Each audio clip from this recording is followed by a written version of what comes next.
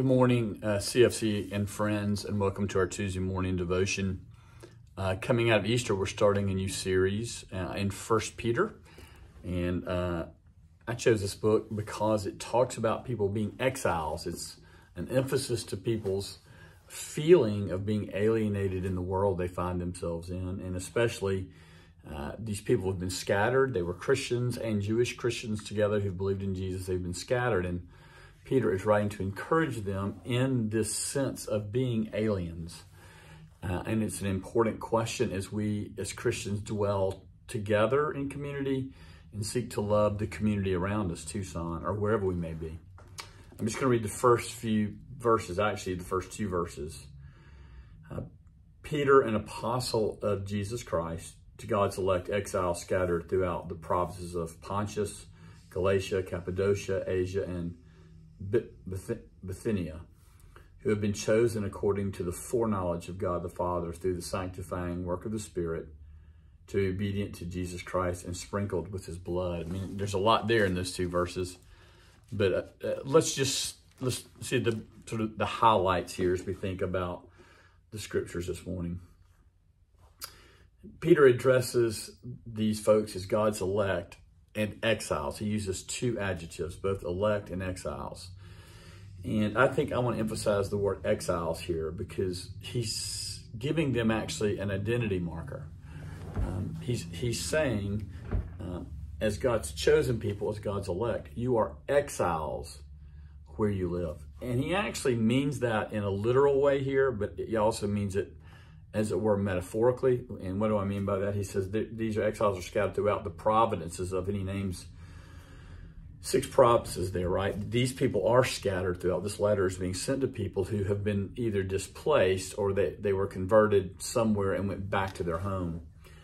And exiles or aliens, even though that's a controversial political word, live in a different way than people who consider it their home. When you're exiled, you're always dreaming about another place. You're dreaming about home. And for Peter, that home would be heaven, not the place they came from. It's legitimate to have a home. Your home may be Tucson. Your home may be Seattle. Your home may be Atlanta. And you don't live there now and you dream about it. But he's saying that embedded in the heart of a Christian is this exile mentality of longing to be with Christ.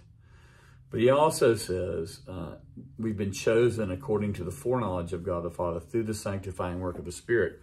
Part of being an exile, or part of what happens in the heart of a Christian, is that God is sanctifying us. He's making us more like Christ. He's setting us apart for his service. He's setting us apart for service for others. That's the sanctification that's coming through the Spirit. And part of that sanctifying work is awakening in us that we are, in fact, exiles.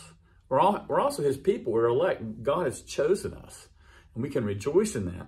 But in that choosing, we suddenly become exiles because we're not where we're destined to be. We're not in our final resting place. I don't mean in death. I mean in resurrection. We're not with Christ. But the sanctification that goes on in us is in part the recognition of being exiles. The yearning to see justice come in a world where justice seems to be missing. A yearning for there to be love and companionship and brotherly love in a world that's increasingly divided and fractured. A longing for there to be peace in a world where people take up arms and destroy one another in so many places.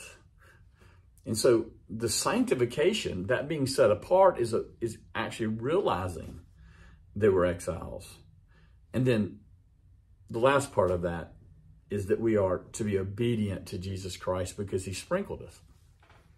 This sanctification makes us more and more obedient to God, to following him, to loving him, and to loving our neighbor. And he's going to talk a lot about this throughout the book. But he says, through the sanctifying work of the Spirit, to be obedient to Jesus Christ and sprinkled by his blood.